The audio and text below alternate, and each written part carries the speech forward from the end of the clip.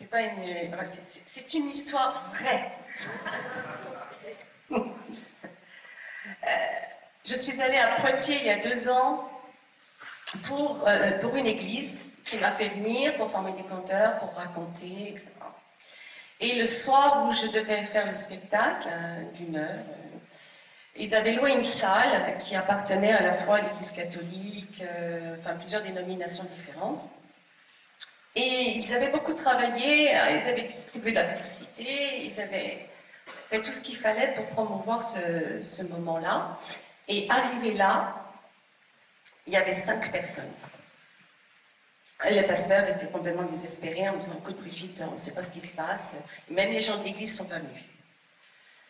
Je dis: écoute, c'est pas grave, tu sais, moi, s'il y a 2000 personnes, je raconte pour 2000 personnes. S'il y en a 4, je raconte pour 4. C'est pas du tout un problème pour moi. Mais bon, on va attendre encore un peu, attendre un quart d'heure.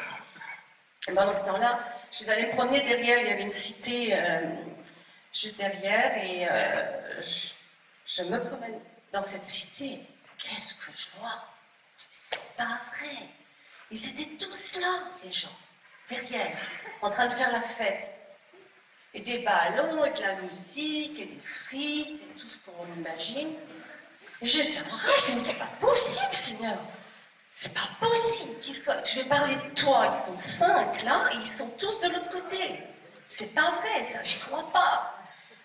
Alors je dis: écoute, Seigneur, si tu me demandes de monter sur les tables, de dire arrêtez de bouffer, je vais vous parler de Jésus-Christ, moi je le fais.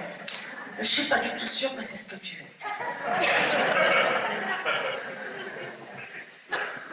En plus, l'église appartenait à plusieurs dénominations différentes, enfin, on ne peut pas faire n'importe quoi.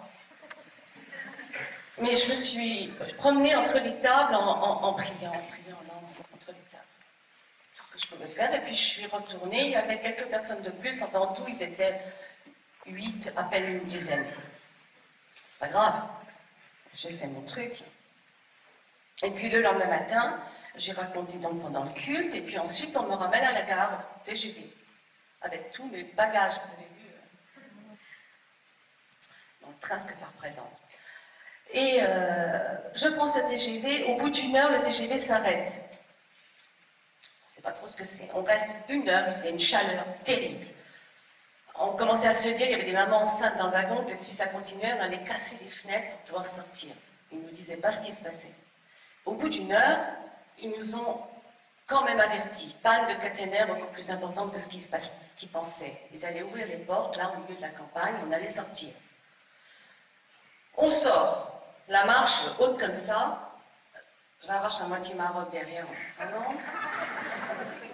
Et on se retrouve dans une colline avec des pissenlits. Tout le monde monte avec son portable pour appeler les familles, etc.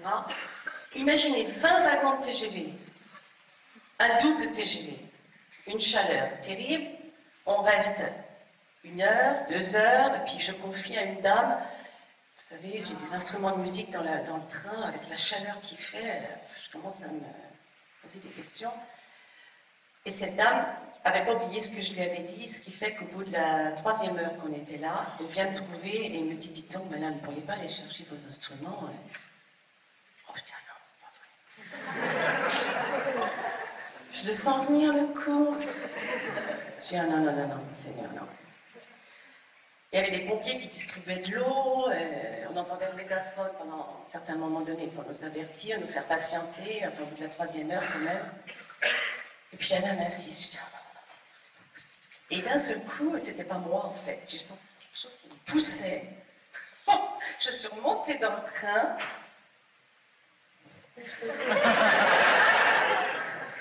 Et redescendue avec mes instruments, et j'ai dit: bon, j'ai pris l'accordéon, j'ai sonné du chauffard pour dire que j'allais faire un spectacle. Alors là, c'était incroyable. Les gens se sont mis à descendre de la colline avec leur portable, ils sont arrivés à gauche, ils sont arrivés à droite, mais un monde! Les gens arrivaient en masse, et s'asseyaient autour de moi. Et là, je ne pouvais plus faire autrement, j'étais là, pom, pom, pom, pom, pom, pom. Et je faisais sonner mon chauffard, tourner ma crécière. Je disais: oh là là, Seigneur, maintenant, mais qu'est-ce que je fais, moi, maintenant? Et j'avais en tête que les histoires bibliques. Je disais: c'est pas possible, attends, il faut y aller, mais je disais: c'est pas possible. Et je me surprends à commencer à faire des choses que j'avais jamais faites parce que je me suis une conteuse fabriquée quand je suis une conteuse née, donc il y a des choses de vrais conteurs que je ne savais pas faire. Et je me surprends à prendre le public avec moi et à dire. Et vous savez pourquoi ils le suivaient? Mais ils le suivaient sur des kilomètres, ils auraient pris n'importe quel TGV pour le rejoindre parce qu'il avait la parole de vie. Oh, écoutez. Et puis vous savez, parfois, il fallait qu'ils attendent pendant des heures parce que Jésus s'arrêtait pour guérir un malade ou bien pour parler à quelqu'un. Alors ils attendaient. Et comme ils étaient là à attendre. Mais j'avais jamais fait ça. Et puis ma voix portait jusque là-bas. Moi, j'avais jamais eu une voix comme ça. J'avais une voix qui portait loin.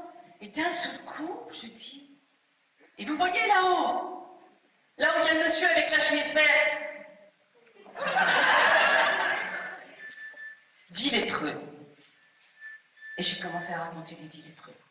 Tout en me disant sans arrêt, mon Dieu, mais je vais me faire lyncher. Ou alors je vais être interrompue par les pompiers ou je sais pas quoi. Et... je n'ai jamais été interrompue. Jamais. Jusqu'au bout. Tous les gens sont venus applaudir, prendre des photos. Regardez. Et il y a une dame qui est venue me voir me dire « Ah, madame, je travaille pour la mairie de Gennevilliers, vous n'auriez pas une plaquette par hasard parce que vous avez un à-propos formidable ?» Ben, j'ai dit « Oui, mais j'ai des plaquettes, c'est marqué biblique. » Ah, ben dis non, ça ira pas. Alors, je lui ai donné ma carte, mais sachant que de toute façon, sur le site, elle allait retrouver la même chose. Et ils ont... Bon, je peux s'occuper un peu des enfants, bon. Personne n'est jamais venu me dire que je faisais du prosélytisme. Alors ça, j'avais devant moi des gens affamés, des gens assoiffés, avec de grands yeux qui s'ouvraient. Au bout de 5 heures, ils ont fait venir un autre TGV. Il a fallu qu'on reprenne les bagages, qu'on traîne sur les caillasses, les bagages, et qu'on monte à une échelle pour remonter dans l'autre TGV. Et quand je traversais les wagons pour trouver une place, les gens m'accrochaient en me disant « Merci madame, vous nous avez fait passer du bon temps. » Jusque dans le métro Montparnasse, je ne sais pas si c'est Montparnasse, je ne sais plus. Enfin bref, le métro, quelqu'un m'accrochait pour me demander une plaquette. Mais vous savez, quand je me suis assise dans le TGV, ce qui m'a bouleversée, mais vraiment bouleversée, je crois que c'est le truc le plus incroyable que j'ai vécu. Je me suis dit, oh, c'est incroyable, hier, il n'y avait personne. J'ai vécu le festin du roi. Le Seigneur a multiplié. Ils étaient tous là. Waouh!